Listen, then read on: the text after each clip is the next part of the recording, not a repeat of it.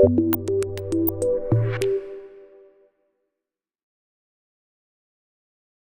our objectives, and this is the auto test. So when you get your EtherScope nXG, one of the first things you're going to do is run an auto test with it.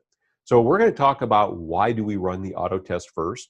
We're going to go through creating a basic auto test, running a wired auto test, creating a basic Wi-Fi auto test, and running that Wi-Fi auto test. So let's take a look at our auto tests here.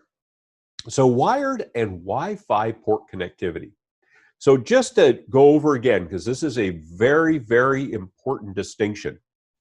We have our wired port up here on the top. We have our management port up down here. The management port, when we plug that in, goes out and gets an IP address, and away it goes. The wired port, not necessarily. In fact, to connect the wired port, our wired test port up here, or our Wi-Fi port to the network, we need to run an auto test first. So in this case, when I plug this in, it goes out, gets an address, connects up, away we go. Up here, this port does not link to the network until we run an auto test on it. Okay?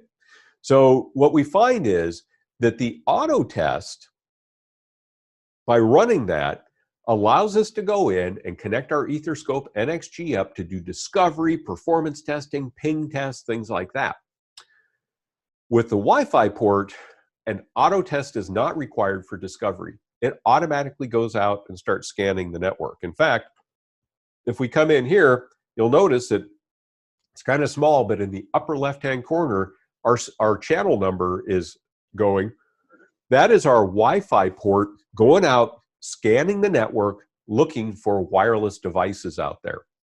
But if we want to connect up and get an IP address, we're going to have to set up an auto test and connect that Wi-Fi port up.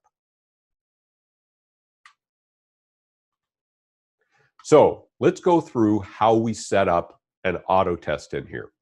And we would do that by tapping on the app. So this is another important concept with the EtherScope nXG.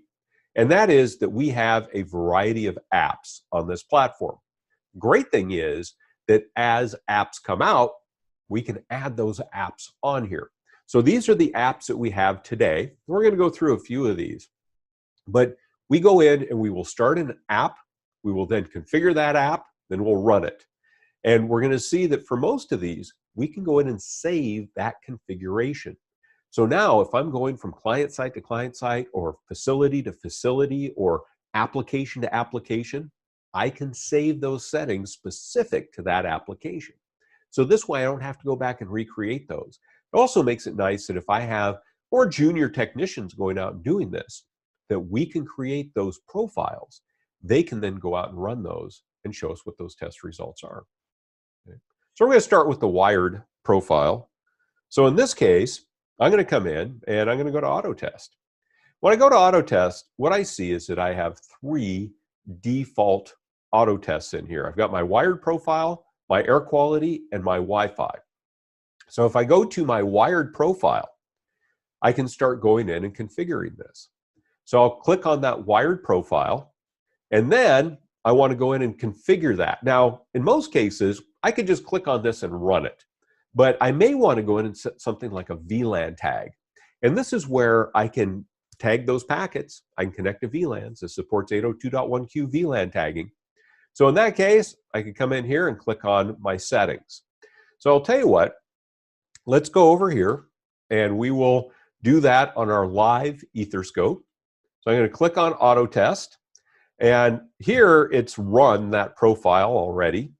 And we're going to touch on this, but this is one that is a really, really important thing to remember. And that is, we have this green link right here. Now that green link tells us that that port is linked up to the network. Once we are linked up to the network, we can use that wired port for testing. If we do not have a link on there, we cannot use the wired port for testing. So if I need to have an IP address, if I need to be connected to the network, I need to have that link in there. Now I'm going to click on that wired profile. And we can come up here to settings. And this is where we can go through our various settings. Now, we're going to go through more advanced settings a little bit later in the presentation. But what I'd like to do is just come in and we could say, well, what do we do in here? Well, I'm going to click on AutoTest. And a few things I like to do is give that profile a name. We can create as many wired and wireless profiles as we want. You are not going to run out of space on this. You could create profiles that have specific VLAN tags. You could create profiles that look for PoE. You could create profiles that have certain test targets they're looking for. You could have profiles that use 802.1x. You could have ones that have static IP addresses. So what I like to do is make sure that I give my profile a descriptive name. There's another term that I'm going to be using as we go through the presentation today, and that is deselect, don't delete. What we're going to find is that as we're grouping different things together, test targets, AutoTest profiles, we can group these and we can take profiles we've already created and group those together into a unique collection. So I kind of think of this like having a library of tests where I can draw from that library. But if you go in and you delete one of those auto tests, it will delete it from every auto test profile group that it is referenced. So it could be that you had built a profile group and you didn't think you needed that anymore, but you decided to go in and delete it. That could affect profile groups that maybe somebody else created on the EtherScope. So I'm a big fan. You're not going to run out of space of deselecting, but not deleting those. Leave them out there unless you're absolutely sure you're not going to use those anymore. So in this case, one of the things I like to do, I like to give this thing a name because I want to make sure that when I go to use this profile, I know what that profile is doing. So I'm going to call this native VLAN. So we're not going to set any VLAN tag in here. We're not going to do PoE. We're just going to say that this is a native VLAN test. And we're going to leave all the other parameters default. We're not going to do PoE. We're going to get a DHCP address. We're just going to test the test target that comes as a default in there. So we're going to go in and we're going to set that to native VLAN. And we're going to run that test. So I just go down here, down at the bottom of the screen, I hit back. That takes me back, and now I'm going to hit start. So this is going to go out and run this test. Now, the first thing it's going to do is it's going to link up to the network. And it tells me that the switch I'm connected to is advertising 10100 gig. The value in bold right here, that tells us that we connected a gig, and that's great because if it told me it could advertise gig and we connected at 100, I need to go back and take a look at my cabling to find out why did I not connect at gig. Now, for each one of these test results that we see in here, we can click on that and it will show us detailed information about that. So what type of signaling, what did it, that said it could do 10100 gig, it could do half or full duplex. Everything looks good there. I can always tap on that back button down there to go back. It shows me which switch I connected to and the port on that switch. So in this case, it's giving me my LLDP information. It's giving me my contact information, my location, MAC address, IP address. There was a case where I was out at a client site and their wiring closet had gotten so hot that the labels fell off the switches. So there's a pile of labels on the switches that have IP addresses, and they had no idea what the IP address is of the switch. So they started grabbing a console cable, and they started trying to find a PC that they could plug that into. I said, oh, wait. All you have to do, plug the EtherScope into the switch, and it will tell you the IP address of the switch if you're running CDP or LLDP. Plugged it in, there's the IP address. We're able to connect right in and make our configuration changes. So being able to get this information out of that switch, really powerful thing. Shows us our DHCP information. So in this case, I can see who provided my DHCP address. How long did it take? The offer, the acknowledgement, the total time. I can even scroll down here and it graphs that out for me. So I can see what is being offered. And I'll tell you what, if we can't measure it, we can't troubleshoot it. So I need to know, am I getting a secondary DHCP offer? Am I seeing something where, in this case, I'm not? But what happens if I have 2 DHCP servers on my network? That could be a rogue device. Somebody brought in an access point, somebody brought in a little router to give themselves some more switch ports, and they're handing out 192.168.1 addresses and goofing everything up. So being able to, in my AutoTest, to see that information, really nice. I can see my DNS information. So in this case, it tells me that my bind 9 DNS servers providing my, it doesn't tell me bind 9 on there, I know that, but it tells me that it's providing that. My secondary DNS, everything worked good there. And I got to my default router. So this all looks good.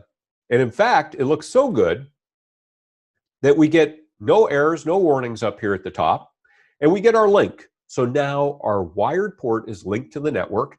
We're going to be using the 10.0.117 or 11.117 IP address to communicate with anything using that wired port. So boom, we're connected up and we're ready to go on the wired side. And that's really all there is to it in most cases. But it is really important that if you want to use that wired port for communicating with routers, switches, doing performance tests, you need to go in and run this AutoTest to link it to the network. Okay, so there's that little link right there. That's what we want to see. So that way we know that we're linked up. Okay, now we can use that wired port for doing discovery, performance testing, ping, TCP, all of those. So let's jump over and take a look at our Wi-Fi AutoTest. So how do we use that to go in and connect up? Now, this is going to take a little bit more work because we have to give it an SSID and we have to give it a passphrase if that's what we're using, or credentials in there. So tests that require an IP address on the Wi-Fi side. I told you that the Wi-Fi will go in and do a discovery of the network, even if we don't link to anything. But if I want to be able to send IP traffic through that Wi-Fi port, I have to run the AutoTest. So we would do this for active testing, where we're sending SNMP queries, where we're doing ping, TCP port connectivity, path analysis, or I want to do an iPerf test. So here's the thing. If I have something like the test accessory, which we have right here, a little PoE powered device, we'll talk about that when we get to iPerf, or I have an iPerf server out there. In fact, here, we've got my little Raspberry Pi right there. We can run iPerf 3 on that. So we can have an iPerf server out there that we're talking to. So now I can walk around with my EtherScope nXG and do throughput tests to find out what my throughput looks like from various locations. Okay.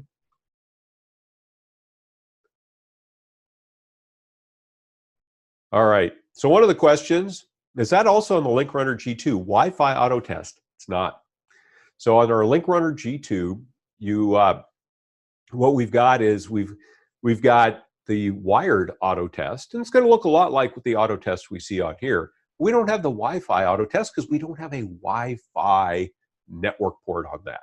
So what you can think of is that the EtherScope nXG is like if we took the AirCheck G2, the Link Runner G2, the One Touch back there, and some of the OptiView XG, and we shoved that all into one box, and we made it smaller than the One Touch and the OptiView. That's what you've got, is you've got all of that capability in this EtherScope nXG. Okay. All right, so in this case, if we come over here to our Wi-Fi profile, say we're going to go ahead and configure that up. So what I'm going to do is tap on that little settings icon, the upper corner. So this is where we can start configuring some of those things. So just like our wired profile, we're going to give this a useful name. So let's come over here. I'm going to back up. I go to my Wi-Fi profile. I go to my settings. And I'm going to go to my profile name. We're going to call this OfficeNet. I'll say OK. We'll just keep up with this side. And again, you can download, when you got your confirmation for the webcast, there should have been a link in there to tell you where you can download the PowerPoint or the PDF that goes with the PowerPoint, so that you've got all of these. And if you didn't get that, let me know and I'll put it in the chat window and you can make sure you can download that. So now I come into my Wi-Fi connection, because really the only other thing we need in here is to specify our Wi-Fi connection information. So I'm going to go ahead and tap on SSID. Now we can type in an SSID. So if you have a network that is not beaconing, we could type in that network. We could also come in here and select one of these networks that we see.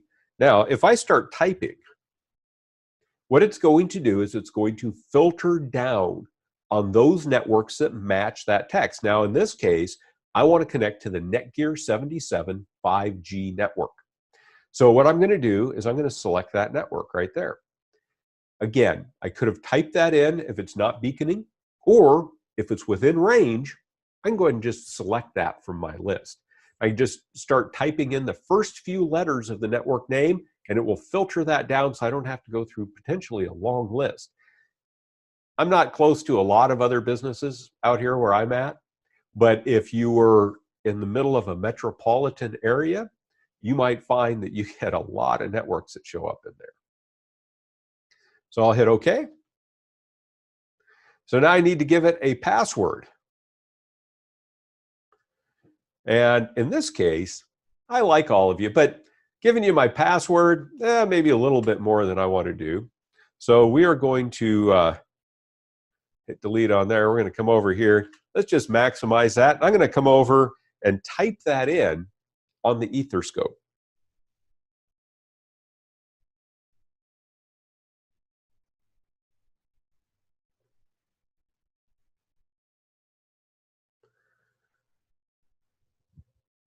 All right.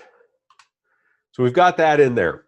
So I've entered my passphrase, my password in there. I've got my SSID. And again, we're just going over this very quickly on how to do a basic auto test. In a more advanced end of it, we could come in and select which BSSID, which AP we want to connect to. Really handy feature if we want to know, is that AP working?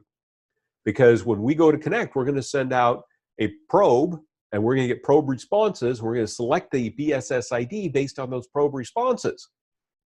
But I want to make sure that one is working. So in that case, we could select the BSSID and connect to that specific AP. Okay. Now, in my case, I'm using WPA2. If you're using WPA Enterprise and you need to import a certificate, you can import that certificate from the SSID card, or the micro SSD card. There is no SSID card. So we put in our passphrase. Okay. Now, I'll hit back. And that is all I'm going to do. Now, if I needed to put in a static IP, I could do things like put in a static IP. I could configure the rest of this. All I want to do with this one is show you how we connect up here. Okay, so I'm going to come back. We'll hit back. And I'm going to hit start.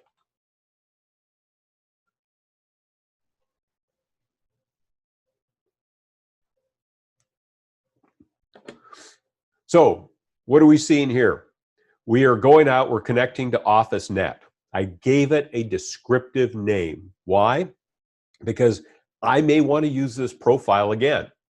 And I could put a name in there that makes it really easy to go out and grab that. And I'm going to keep hammering on this because it's such an important piece. And that is, as you're going through and building those profiles, iPerf, AutoTest, Discovery, give them names that make sense to you. because now you're building your tool set. NetAlly is giving you a platform and some apps. What you're going to do is you are going to build customized tools on your EtherScope nXG that will allow you to go in and quickly and effectively troubleshoot your network. So that is what we're doing right here. So as we build these profiles, don't build one profile and keep using it over and over again. Build multiple profiles, and you'll see when we get down here a little bit why that is so nice and makes things so much faster. So now, hey, we're connected. OfficeNet, everything connected. We got our link.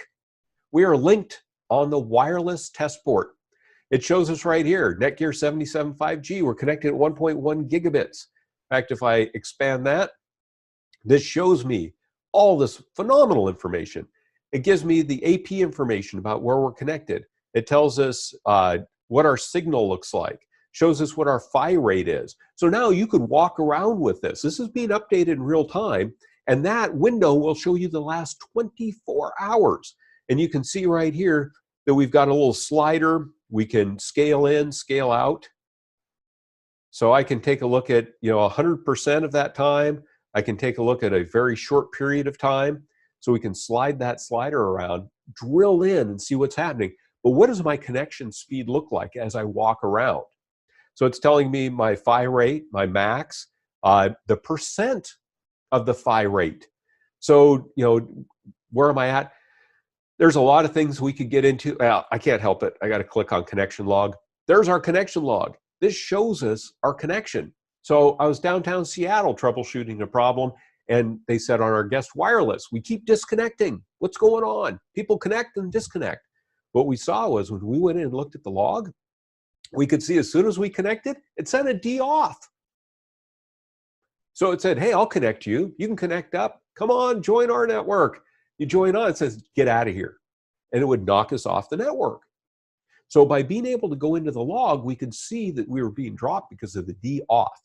It wasn't a mistake. It was very intentional on the part of the AP. Went back to the vendor, found out that there was a firmware issue, upgraded the firmware, no more D off. But it gave us the definitive results of what was going on in there.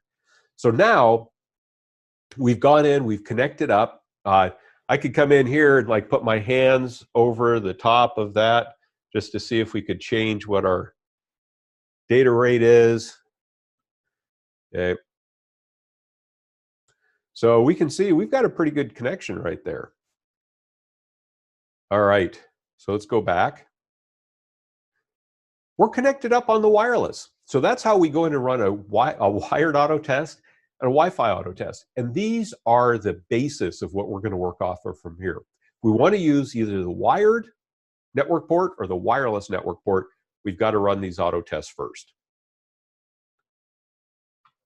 So notice we have two green links right there. So our two green links show us that we are linked up at both on our wired and our wireless connection. So when we come in, we're now linked up, we're ready to go.